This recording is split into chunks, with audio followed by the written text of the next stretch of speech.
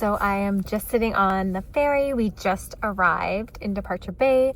I have made it to Nanaimo. I'm just waiting for them to give us the green light, and I'm going to start my car and head to my friend's place.